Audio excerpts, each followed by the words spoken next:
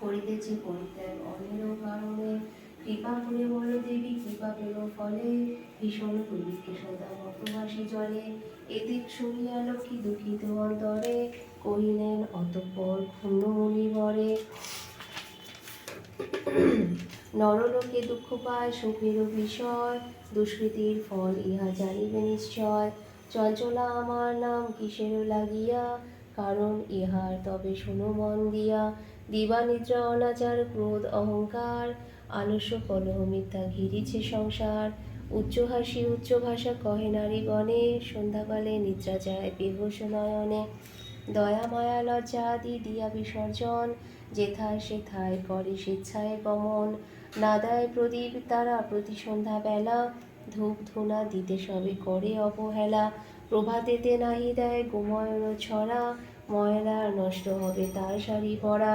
লক্ষ্মী অংশে নারী জাতি করিয়া সৃজন, পাঠাইছে মতধামে সুখেরও কারণ। বৃথায় সুখেতে তারা ভুলিয়া আমায়, অকার্যে কুকার্যে সদা সময় কাটায়। শ্বশুর শাশুড়ি গণে নহে ভক্তিমতী, বাক্যবান বর্ষে সদা তাহাদেরও প্রতি।